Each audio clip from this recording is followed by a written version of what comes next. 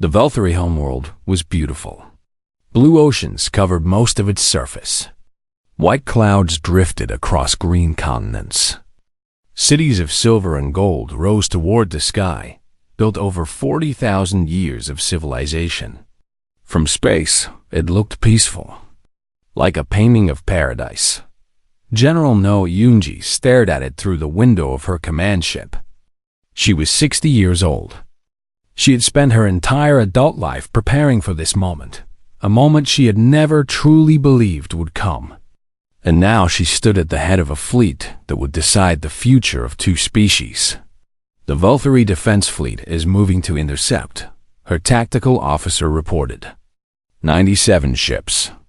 Everything they have left. 97 ships. 1 year ago, that number would have been terrifying. The Valkyrie could have destroyed Earth 10 times over with 97 ships. But now, after months of bleeding, after losing their shipyards and supply lines and allies, 97 was all they had. The human fleet numbered 144 vessels. Every ship humanity could build had been brought to this final battle. Every pilot, every soldier, every weapon. This was the end. General, another officer said, "We are receiving a transmission from the Valkyrie flagship. It is the Emperor himself." Yunji nodded. "Put it through." The holographic image of the Valkyrie Emperor appeared on the bridge. He was ancient beyond measure. His blue-gray skin had faded to pale silver. His black eyes seemed tired, but his voice still carried the weight of 8 centuries absolute power. "Human commander," he said, "I offer you terms of surrender." Yunji raised an eyebrow. "You offer us surrender?" "Yes. Withdraw your fleet now, and we will allow your species to live. You may keep your planet. You may keep your small corner of the galaxy. We will not seek revenge for the ships you have destroyed. The war will end." Yunji was quiet for a moment. Then she laughed. Not a cruel laugh. Not a mocking laugh. A sad laugh. "Do you remember," she said, "what your ambassador told us 1 year ago? He said we were nothing special. He said we were farmers and traders. He said we were children playing in a garden that belonged to adults." The Emperor's image flickered. "That was a mistake. We see now that we underestimated your species. You did more than underestimate us. You dismissed us. You laughed at us.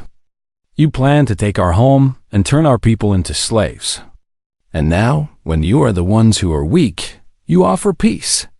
It is the logical choice. We have both lost much. Why lose more?" Yunji leaned forward. "Because you have not learned.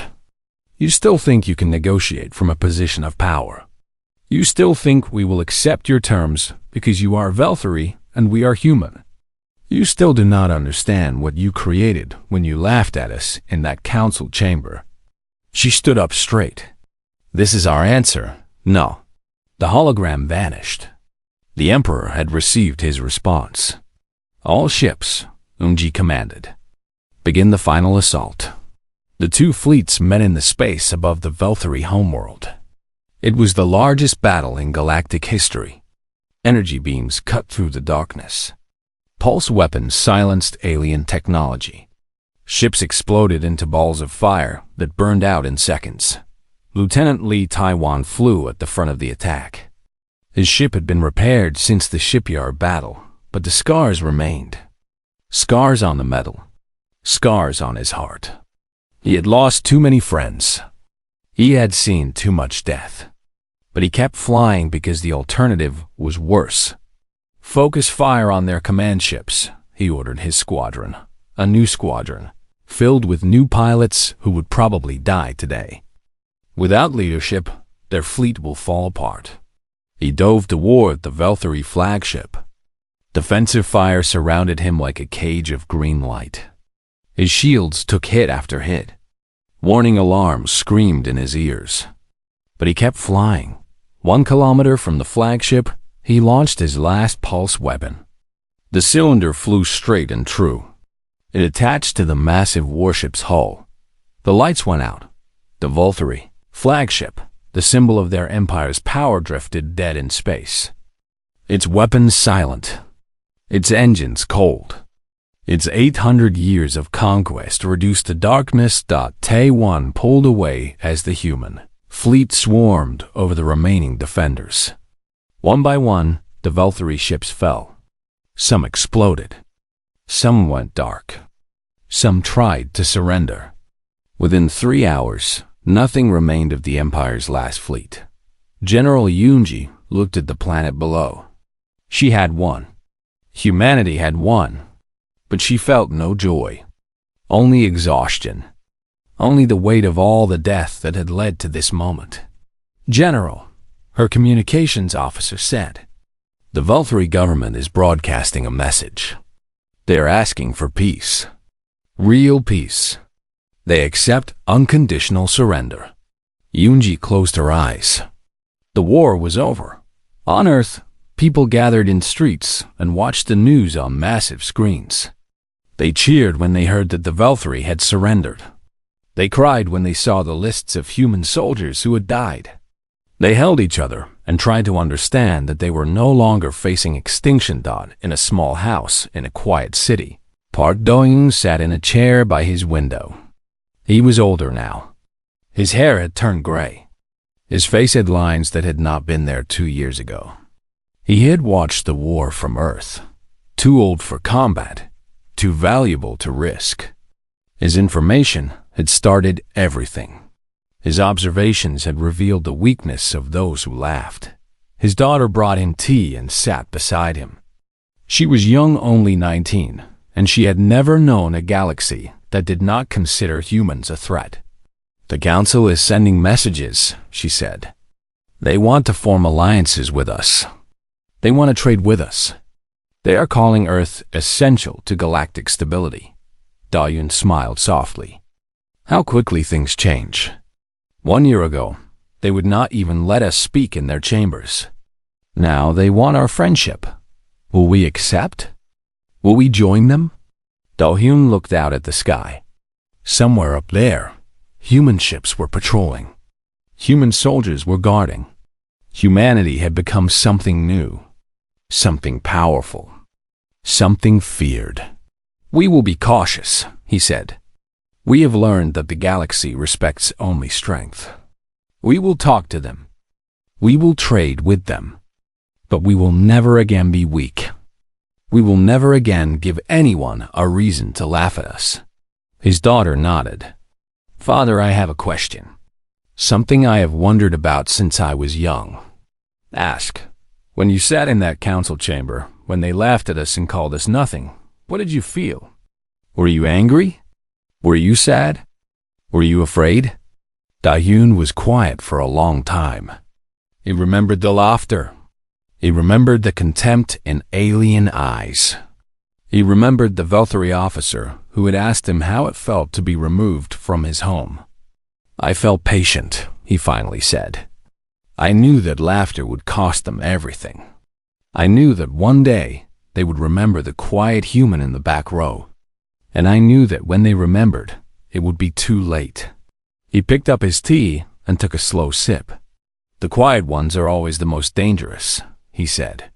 "Because the quiet ones are watching, learning, preparing. The loud ones think noise is power. But true power is silent.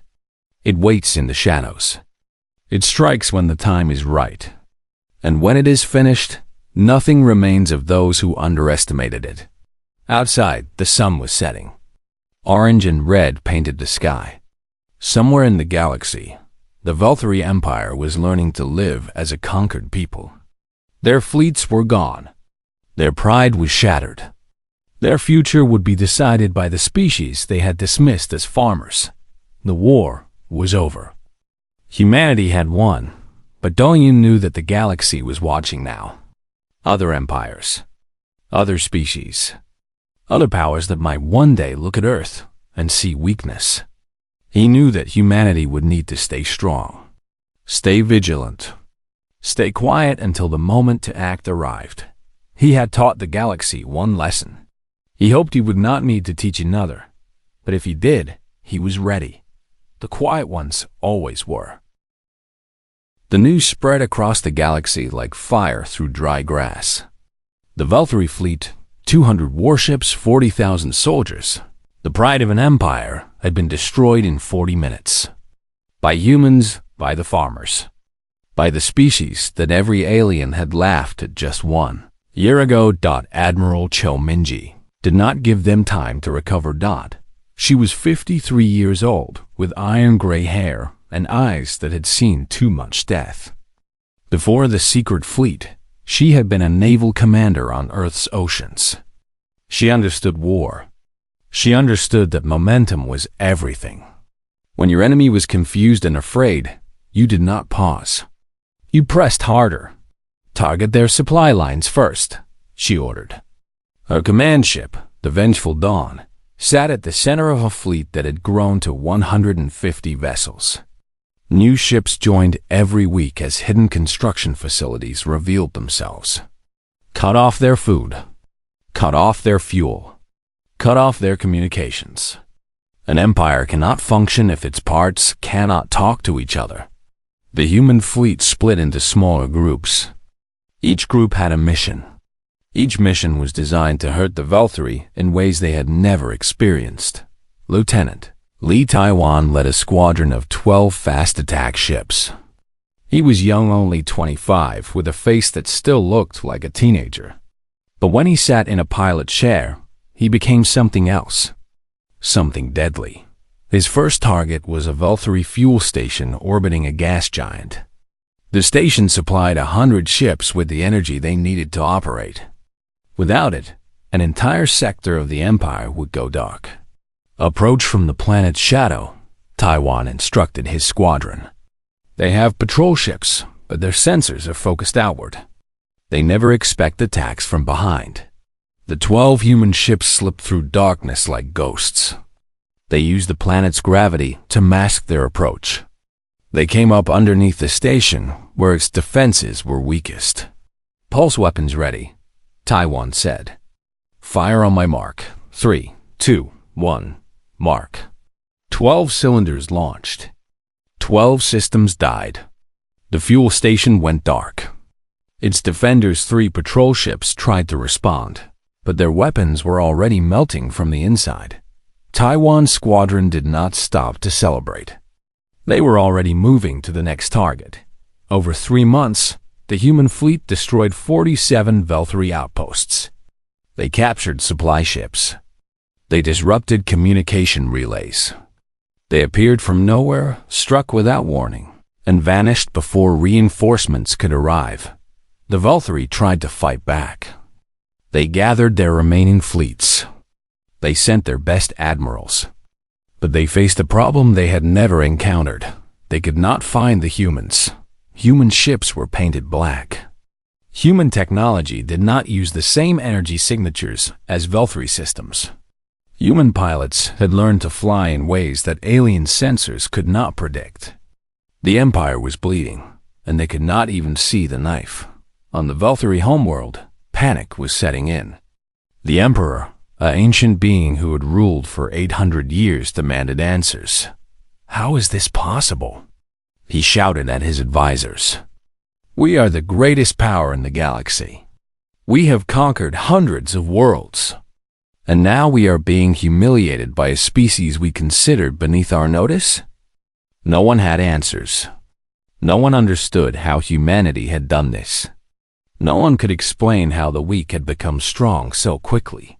Admiral Minji's next target was the Valkyrie shipyard at Korath Prime. This was not a small outpost. This was where the Empire built its warships. 20 construction platforms. Hundreds of half-finished vessels. Thousands of workers. The heart of Valkyrie military production. They will defend this with everything they have, Minji told her commanders. We expect 60 warships guarding the system. More will come when they realize we are attacking. We must be fast. Captain Sunwoo nodded. The pulse weapons will work, but we need to get close. Their defensive grid is dense. We will take losses. I know, Minji said. Her voice was heavy. Every battle cost lives. Every victory came with funerals. But if we destroy those shipyards, the Valkyrie cannot rebuild their fleet. The war ends faster. Fewer people die in the long run. Pilot Taiwan spoke up. Let me lead the first wave. My squadron can draw their fire while the main fleet approaches. Minji looked at him. He was so young, so eager. She had seen soldiers like him before. They burned bright and died fast. You understand what you are volunteering for? I understand, Taiwan said. My grandmother used to tell me stories about our ancestors. How they fought against impossible odds. How they refused to surrender even when everything was lost. She said our people have fire in our blood. It is time to let it burn. The attack on Korath Prime began at dawn, or what passed for dawn in space. Taiwan's squadron of 12 ships flew directly at the Valkyrie defensive line. 60 warships turned their weapons toward the small human vessels. They are attacking with only 12 ships? A Valkyrie captain laughed. Are they insane? But Taiwan was not insane. He was precise. He flew his ship through gaps in the defensive fire that no computer could have calculated. He spun and rolled and dove in ways that Valkyrie pilots had never seen. His squadron followed him like birds, following a leader through a storm. Green energy beams filled space. Ships exploded. 3 of Taiwan's pilots died in the first minute. Then 2 more. Then another. But the survivors kept flying. They kept pushing forward. They kept drawing the attention of every Valkyrie gunner in the system.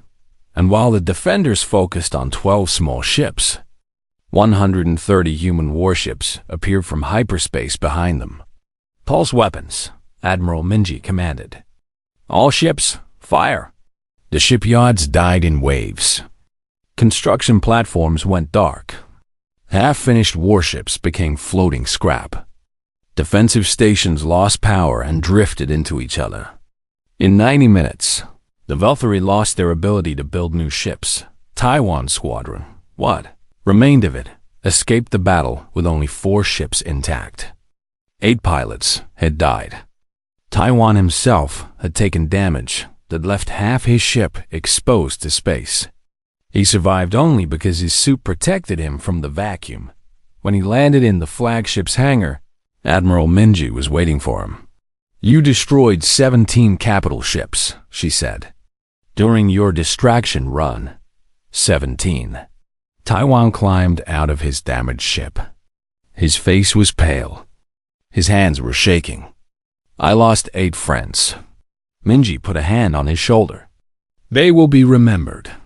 Their names will be taught to our children. Because of them, the war will end sooner. Because of them, millions will live. News of the shipyard attack reached the Galactic Council within hours. The same delegates who had laughed at humanity 1 year ago now sat in stunned silence. The Valkyrie Empire has requested emergency assistance, the council chairman announced. They ask all member species to join them in fighting the human threat. Silence filled the great hall. No one moved. No one volunteered. The Morath delegate, the one who had suggested using humans as farm workers, finally spoke. We have reconsidered our position on the human situation. The Morath Collective will remain neutral in this conflict. One by one, other species made similar announcements. The Valkyrie had no allies. No one wanted to fight the humans. No one wanted to be next. In her command ship, Admiral Minji received the news with a grim smile. The galaxy was learning. The laughter had stopped. The arrogance was dying. But she knew the war was not over. The Valkyrie still had ships. They still had soldiers. They still had their homeworld. And wounded empires were dangerous empires. Set course for Valkyrie Prime, she ordered. It is time to finish this. The fleet turned toward the heart of the enemy. 122 ships, carrying thousands of humans who had been told they were nothing. who had been dismissed and mocked and ignored, thought they were not nothing now. Now, they were vengeance, and the bleeding would continue until justice was done. The Valkyrie Armada emerged from hyperspace like a dark cloud covering the sun. 212 ships in perfect formation. They glowed with blue energy shields. Their weapons hummed with power. Each vessel was the size of a city, built to carry thousands of soldiers and enough firepower to destroy continents. Admiral Velteron stood on the bridge of his flagship, the Eternal Dominion. He was old for a Valkyrie, nearly 400 years. He had conquered 37 worlds in his career. He had never lost a battle. He expected today to be no different. "Status report," he commanded. "All ships in position," his officer replied. "Earth is directly ahead. Scans show minimal defenses. A few orbital stations. Some small patrol ships. Nothing that can challenge us." Velteron smiled with his sharp teeth. "As expected. These humans are even weaker than the Council suggested. Begin the occupation protocol. Launch landing forces to their major cities. Tell them their new life as workers of the Empire begins today." But before his orders could be carried out, something strange happened. The asteroid field to their left began to move. Not the random drift of rocks in space. Organized movement. Coordinated movement. And then, from between the asteroids, black shapes emerged. Ships. Human ships. "Admiral," the officer said, his voice confused. "We are detecting 50. No, 70. No, 100 vessels approaching from multiple directions. They are human in design, but we have no record of them." Velteron leaned forward. 100 ships? The humans were supposed to have less than 20 combat-capable vessels. Where did these come from? "Unknown, Admiral. They must have been hidden, waiting." For the first time in centuries, Velteron felt a small flicker of doubt, but he pushed it away. 100 ships against 200? The Valkyries still had the advantage. Their technology was superior. Their weapons were stronger. Their shields could withstand anything humans had ever built. "Destroy them," he ordered. "Teach these farmers what happens when they challenge the Empire." The Valkyrie fleet turned toward the approaching human ships. Weapons charged. Shields strengthened. 200 captains prepared to end this rebellion before it truly began. Captain Kang Sunwoo sat in the pilot's seat of the Hammer of Earth. His ship was small compared to the Valkyrie giants. It could fit inside their cargo bays. But Sunwoo was not worried about size. He was worried about timing. "All ships, this is Captain Kang," he said into his communicator. "Stay in formation. Do not fire until we are within pulse range. They will shoot at us. They will hit some of us. But we must get close. Everything depends on getting close." The Valkyrie opened fire. Green beams of energy cut through space. Explosions bloomed in the darkness. 3 human ships died in the first seconds. Then 5 more. Then 7 more. Sunwoo gripped his controls and flew straight into the storm. The Valkyrie expected the humans to scatter. That was what weak species did when facing overwhelming power. They ran, they hid, they begged for mercy. But the human ships did not scatter. They flew faster. They pushed through the wall of fire. They absorbed losses that would have broken any other fleet. "They are still coming," the Valkyrie officer reported. His voice was no longer confused. It was worried. "They have lost 20 ships, but they are not retreating." Velteron frowned. "Increase fire rate. Destroy them all. More green beams. More explosions. More human ships dying." But still they came. Closer and closer. The distance between the fleets shrunk from thousands of kilometers to hundreds. Then to dozens. Sunwoo checked his instruments. Range, 50 kilometers. "Close enough. All ships," he commanded. Fire pulse weapons, now. 73 human ships, the survivors of the charge, launched small cylinders into space. The cylinders flew toward the Veltari fleet in silence. No explosions. No visible energy. Nothing that looked like a weapon at all. Veltaron watched the objects approach. What are those? Missiles? Shoot them down. His gunners tried. They fired at the cylinders. But the objects were small and fast, and there were too many of them. Some were destroyed. Most were not. The first cylinder reached the Veltari flagship. It attached to the hull and activated DOT in 1 second. Every light on the Eternal Dominion went dark. The engines stopped. The shields vanished. The weapons fell silent. The life support flickered and died. 2,000 Veltari soldiers floated in sudden darkness, screaming into communicators that no longer worked. Veltaron stumbled as gravity failed. He grabbed the railing and stared at his dead bridge. Every screen was blank. Every system was offline.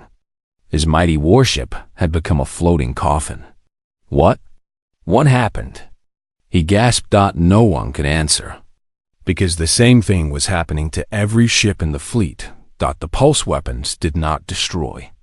They killed technology itself. Circuits melted. Computers burned from the inside. Engines that had operated for centuries stopped forever. In 40 minutes, 200 Veltari warships became 200 pieces of useless metal. Captain Sungwoo watched the destruction from his bridge. He felt no joy, only cold satisfaction. The aliens who had laughed at humanity were now floating helpless in space. Their arrogance had died with their ships. Commander Yoon, he reported, the enemy fleet is disabled. 100% kill rate on their systems. They have no weapons, no shields, no propulsion. They are dead in the water. Hannah's voice came through the communicator. Casualties? We lost 41 ships, 712 crew members. Good people, all volunteers. A moment of silence. Then Hannah spoke again. They will be remembered. Their sacrifice gave us this victory. What about enemy survivors? Sunwoo looked at the scanners. The Veltari ships still had air. Their crews were still alive for now. Without life support, they would die within hours. He had a choice to make. Should we rescue them? He asked. Anna's response came slowly. The Veltari would not have rescued us.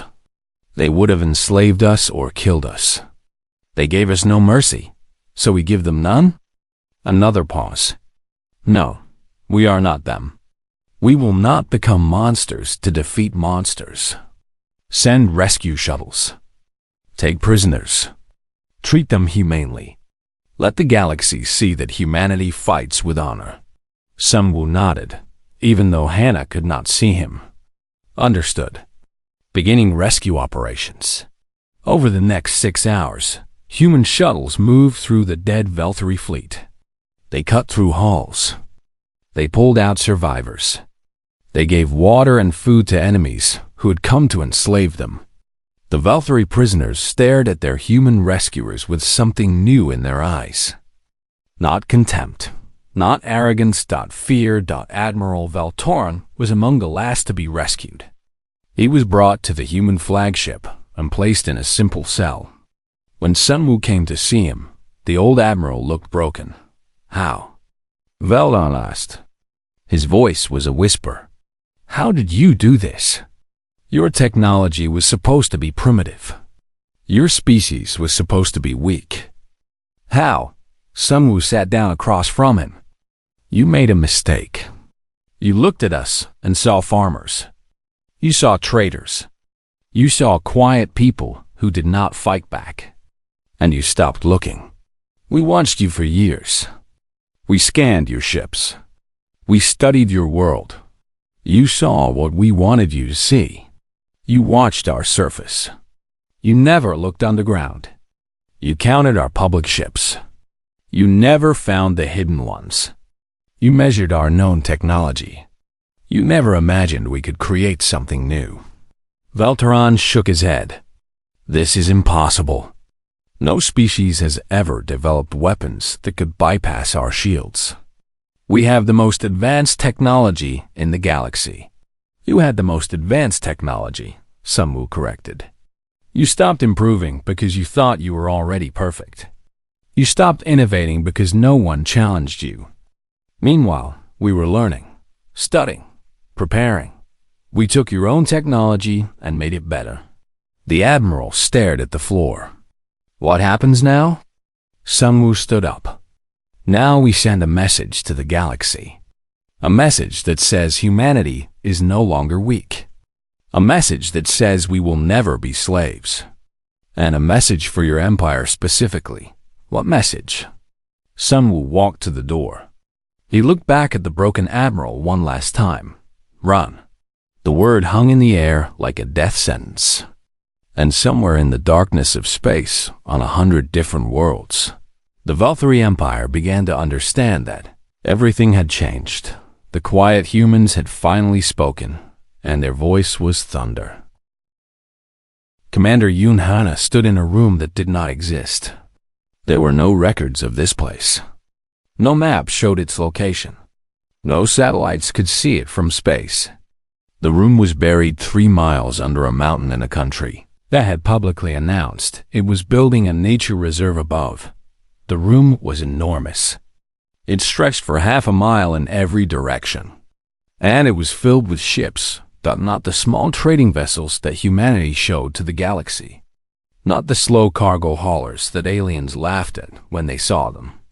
These were warships. Real warships. Built in secret over 15 years. Each one was painted black to disappear in the darkness of space. Each one carried weapons that no alien had ever seen. Hannah was 45 years old. She had gray streaks in her black hair and scars on her hands from years of work. She had been a soldier once, then an engineer, then something else entirely. Something with no official title. Her job was simple. Prepare humanity for war. She walked through the rows of ships, checking each one. Her tablet showed her data about weapon systems and engine performance and shield strength. Everything was almost ready. They just needed a little more time. "Commander," a voice called out. Hannah turned to see a young man running toward her. His name was Baek Ji-woo, and he was the smartest person she had ever met. He was only 28, but he had invented weapons that would change everything. "What is it?" Hannah asked. Ji-woo held up a small metal device. It looked like a cylinder about the size of a water bottle. "It works," he said. His eyes were bright with excitement. "The pulse weapon. I just finished testing it. It works perfectly." Hannah took the device and looked at it. Such a small thing. Such a simple-looking object. But inside it was technology that had taken 10 years to develop. Technology stolen from the Valkyrie themselves and improved by human minds. "Show me," she said. They walked to a testing area at the far end of the underground facility. A captured Valkyrie ship sat in the center of the room. It was an old patrol vessel, stolen by human spies 5 years ago. The aliens had never noticed it was missing.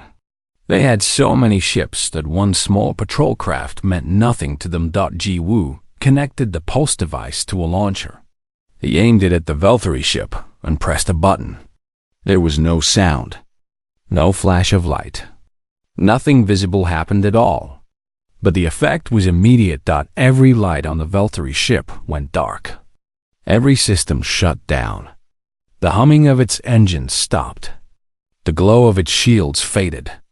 In 3 seconds, the most advanced alien technology became nothing more than floating metal. Hana smiled for the first time in months. How long until they can restart their systems? "They cannot," Ji-woo said. "The pulse does not just shut down their electronics. It destroys them at the molecular level. The circuits melt from the inside. To fix the ship, they would need to replace every single component. Every wire, every chip, every piece of technology. And this works on all Valkyrie ships? All Valkyrie ships. All Mars ships. All Council vessels. Every alien species uses the same basic technology. They have been sharing it for thousands of years. They never thought to create something new because what they had always worked. Jiwoo grinned. They stopped innovating. We did not. Hana looked at the dead ship. 15 years of work. 15 years of secrets. 15 years of pretending to be weak and harmless while building something that could destroy empires. All of it led to this moment. How many pulse weapons can we make? She asked. With our current resources, about 300 in the next 6 months. After that, production will increase. We could have 1,000 within 2 years. We do not have 2 years. The Valkyrie gave us 1 year to leave Earth. That was 8 months ago. We have 4 months left. Jiwoo nodded seriously. 300 weapons. Each one can disable multiple ships.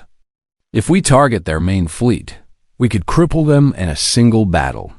Hana turned and walked toward her office. Jiwoo followed. They passed hundreds of workers moving through the facility. Engineers, scientists, soldiers, pilots. All of them knew the truth about humanity's situation. All of them had volunteered to work in secret, away from their families, away from sunlight, away from everything normal. In her office, Hana pulled up a map of the solar system. Red dots showed the positions of Valkyrie scout ships. They had been watching Earth for months, making sure the humans were preparing to leave. They saw cargo ships loading supplies. They saw people packing their belongings. They saw a species accepting its fate. What they did not see was what happened underground. What they did not see was the fleet hiding in asteroid fields. What they did not see was the training happening on the dark side of the moon. The Valkyrie saw exactly what humanity wanted them to see. We need pilots, Hana said. Good ones. The weapons are useless if we cannot get close enough to use them. I know someone, Jiwoo said. His name is Kang Sunwoo. He was a cargo pilot for 10 years. Flew through asteroid fields that would kill most people. He's the best pilot I have ever seen. Can he keep secrets?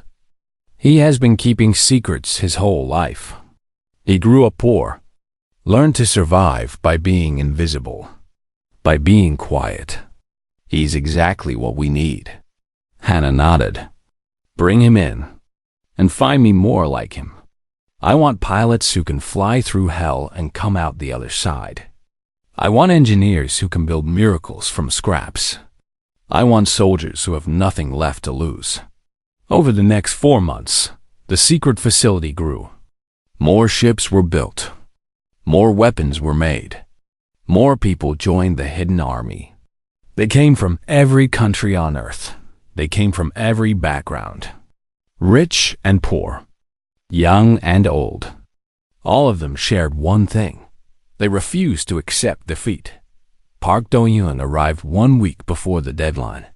He had spent the past months traveling through alien space, pretending to look for a new home for humanity. In truth, he had been mapping Valkyrie military bases, counting their ships, learning their patrol routes. His information was worth more than gold. Hana met him in her office. She looked at the data he brought and felt her heart beat faster. They have 300 ships in the fleet coming to Earth, Do-hyun said. But only 40 of them are fully combat ready. The others are transport vessels and supply ships. They expect no resistance. They expect to arrive and simply take over. What about their home system? Defended, but not heavily. They have spread their forces across their empire. They believe their reputation is enough to protect them. No one has attacked the Valkyrie in 2,000 years. Hana stood up and looked out a window that showed only rock. But in her mind, she saw stars. She saw the Valkyrie fleet. She saw the future. They think we are farmers, she said quietly. They think we are children playing in their garden. They think wrong, Dahyun replied. Hannah turned back to her desk. She pressed a button, and a holographic image appeared. It showed 50 black warships hidden among asteroids. Each one was ready. Each one was armed. Each one was crewed by humans who had trained in secret for years. In 1 week, Hannah said, the Valkyrie will come to take our home. They will find something else instead. What will they find? Dahyun asked, though he already knew the answer. Hannah smiled. It was not a warm smile. It was not a kind smile. It was the smile of someone who had been underestimated their entire life. Someone who had learned that quiet did not mean weak. Someone who had turned silence into a weapon. They will find out what happens when you ignore the quiet ones, she said. They will find death waiting for them in the dark. And they will learn too late that farmers know how to harvest. The countdown had begun. 4 months of watching and waiting were about to end. The galaxy thought humanity was nothing. The galaxy was wrong, and soon the galaxy would bleed. The Great Hall of the Galactic Council was the largest room Park Do-hyun had ever seen. The ceiling rose so high that clouds formed near the top. Lights floated in the air like tiny stars. Thousands of alien delegates sat in chairs that curved around a central platform. Each species had their own section. Some were tall and thin like walking sticks. Others were short and round like balls with legs. A few looked like nothing Dahyun could describe with human words. He sat in the very back row. The human section was small. Only 12 seats. Most of them were empty. Earth had sent just 5 representatives to this meeting, and the other species had placed them as far from the center as possible. It was like being put at the children's table during a family dinner. Do-hyun was 32 years old. He had short black hair and tired eyes. He wore a simple gray uniform with no medals or decorations. His job was to watch and listen. Nothing more. The other 4 humans were diplomats who would speak and beg and try to make friends.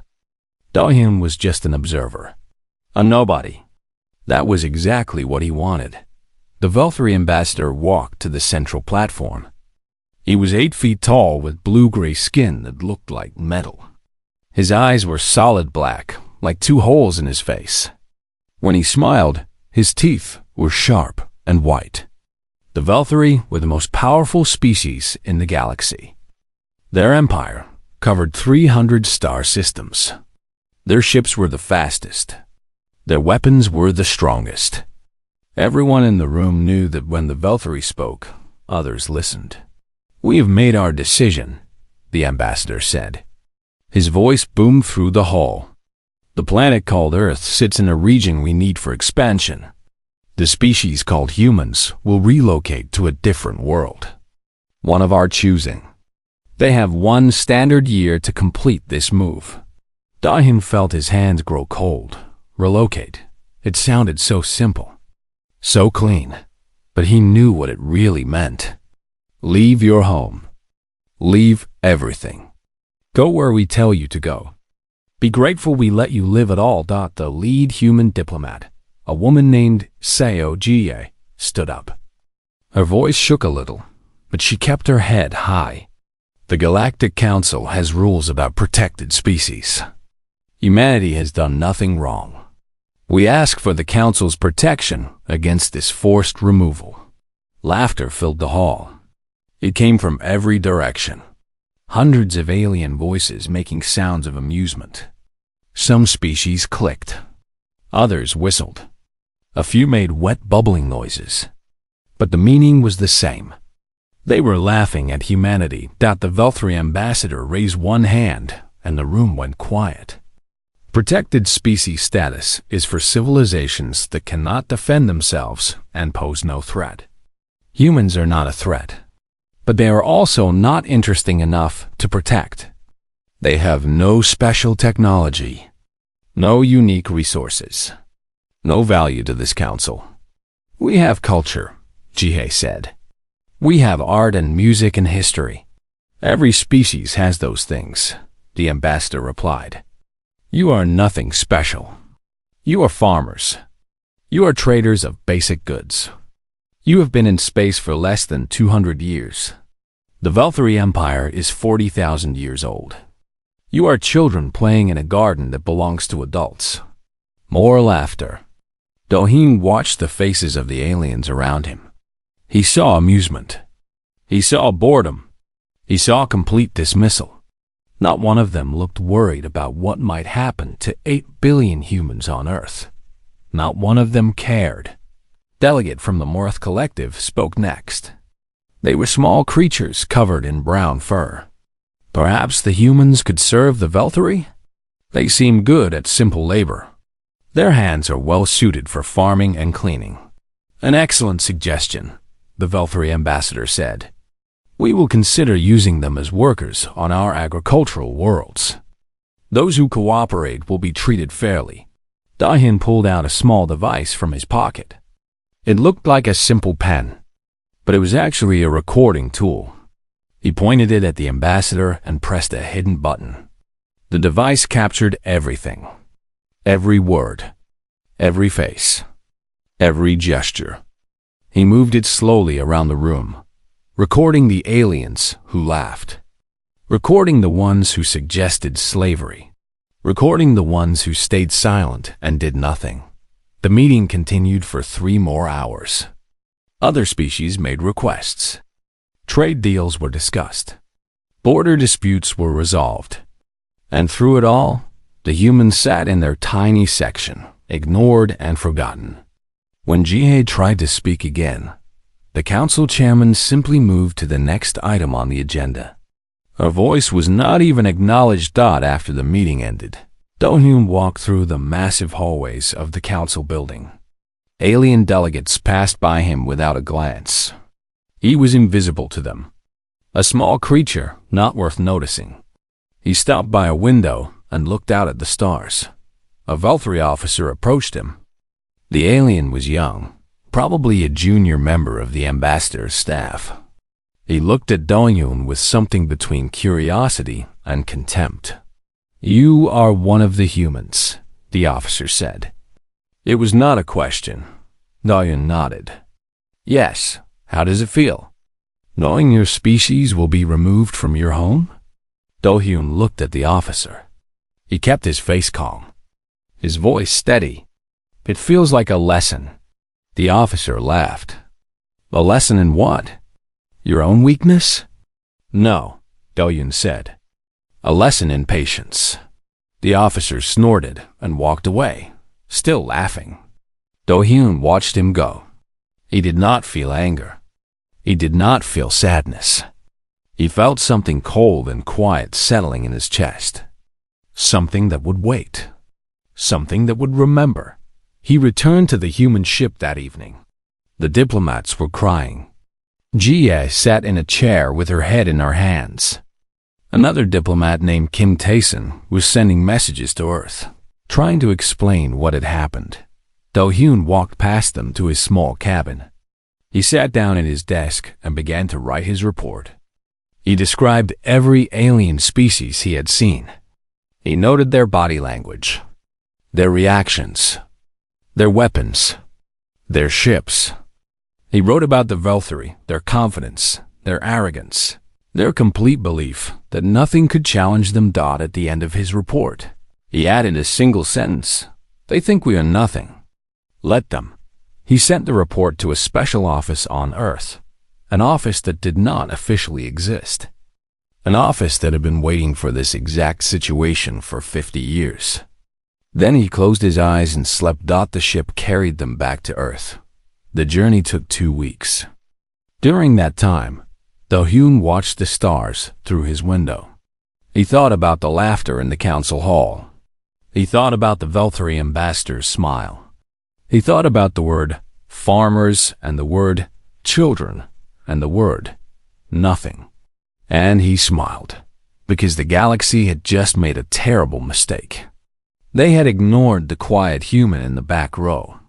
They had dismissed him as unimportant. They had laughed and moved on with their day.